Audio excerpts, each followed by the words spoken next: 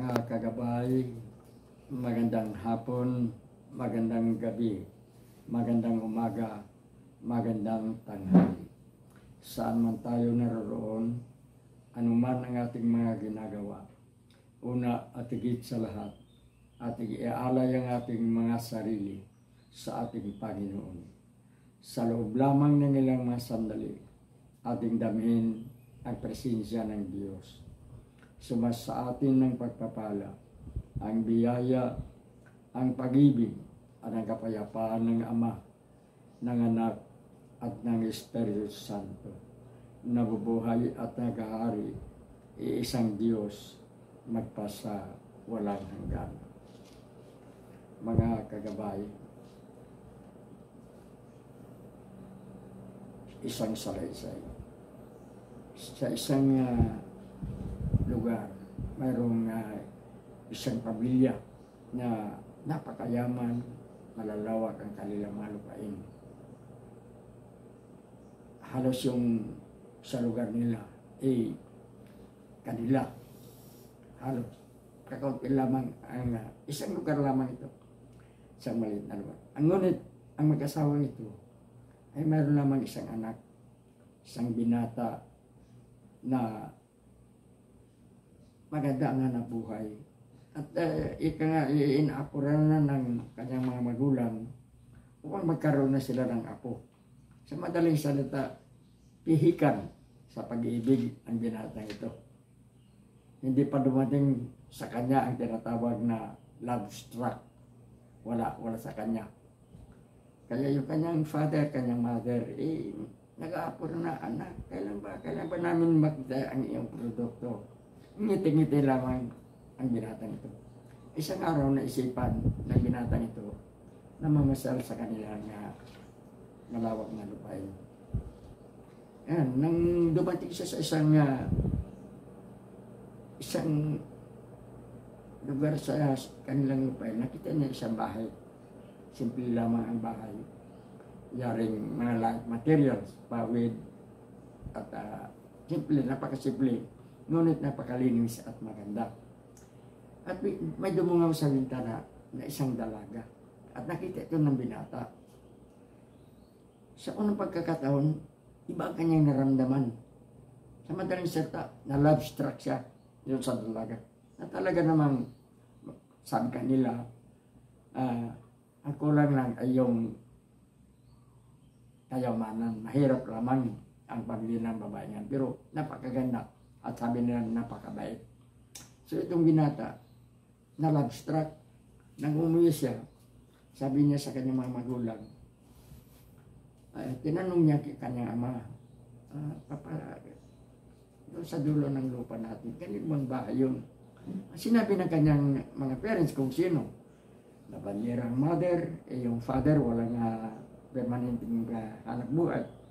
Sa madaling salita, mahirap. Isa sa mga nagsasaka o nag-aalaga sa isang parte ng kanilang lupain. At sinabi ng binata sa kanyang mga magulang ang kanyang naramdaman. At sabi naman ng mga parents, baka naman nagkakamali ka anak, gano'n. Marami namang mga dalaga dyan na katulad natin ang katayuan sa buhay, mayaman.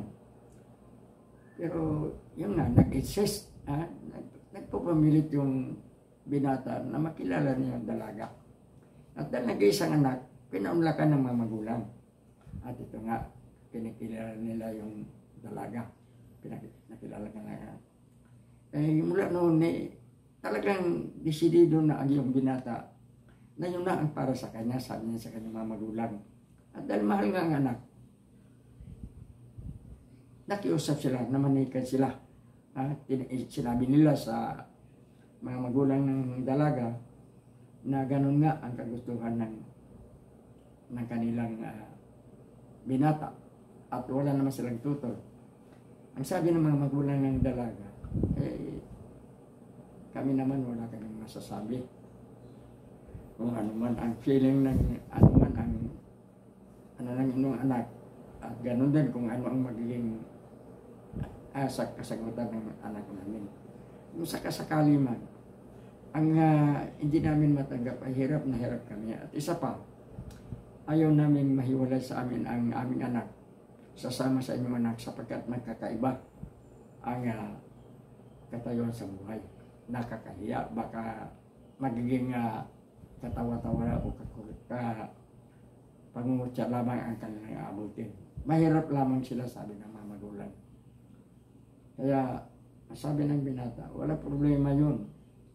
Dito ako titira, sasama ako sa inyong anak, magsama kami, magpakasal kami. At paggawa natin ang bahay natin, magtayo tayo ng isang magandang bahay. Yan ang ginawa ng binata. At ang yung dalaga naman, hanggang elementary lang yata. So, asiwa sa pagkikiro sa labas, sa lipunan. Kaya, ang binata kumuha ng mga magagaling na teacher, yung mga magtuturo sa mga pagdisiplina, sa pagkilos ng mga tao. Ginawang sosyal yung, sa madaling salita, pinapaaral, tinuturuan. Talagang ibinuhos ng binata ang kanilang maaabot.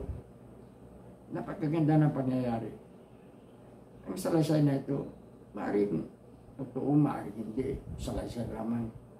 Ngunit nang mabasa natin sa magandang pangyayari, magandang aral, na ang isang taong tunay na bumahal, ang isang taong tunay na maitaas yung makuha yung kanyang minamahal, gumagawa ng lahat ng paraan upang yung kanyang minamahal maiangat at maipatay sa kanya. Walang pagkakaiba ito sa ginawa ng Diyos sa atin. Mga makasalanan tayo. Marami sa atin, mahina tayo. Madali tayong matukso sa kasalanan. Ngunit, sabi nga ng Panginoon, ang lahat ng biyaya, ang lahat ng awa, ang lahat ng kanyang mga ginagawa, ibinibigay niya sa lahat. Ibinigay niya sa mga mabuti. Ibinigay niya sa mga masasama.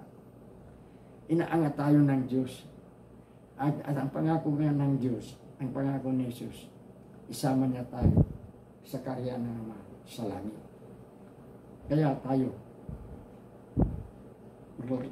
makikita natin kung ano ang ginagawa ng ating simbahan, ano ang ginagawa ng ating mga religious leaders upang tayo ay magiging mabuti, maabot natin ang tinatawag na life after death. Kasi pag sa mamatay tayong lahat, iwanan na natin ang mundo, may isang magandang pangako, ang kaharian ng langit.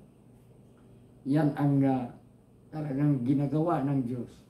Ipinapantay ni Jesus ang kanyang sarili sa tao, naging tunay sa tao, at ibinigay niya ang kanyang buhay upang matupad ang kagustuhan ng Ama. Mahal tayo ng Ama, mahal tayo ng Diyos, mahal tayo ng Panginoon. Ginagawa ng Diyos ang lahat upang maipantay tayo. Hindi man pantay na pantay, kundi at least nandoon yung tinatawag na divinity na ibinibigay sa atin. Ang pagiging makadiyos, ang pagiging mabuti, nang sa ganun, sa pangalawang pagdating ng ating Panginoon, makamit natin ang pangako ni Jesus.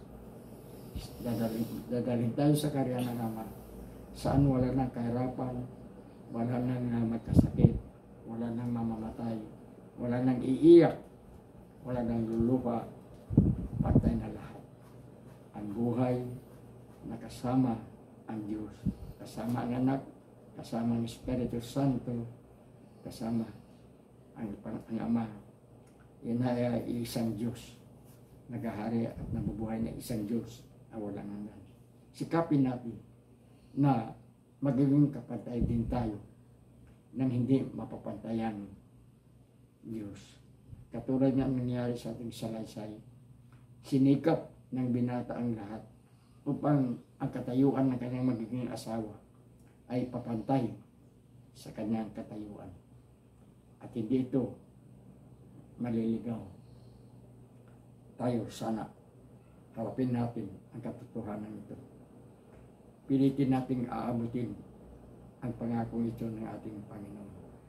Nang sa ganon, sama-sama tayo May silid tayo doon sa karya ng Ama sa langit.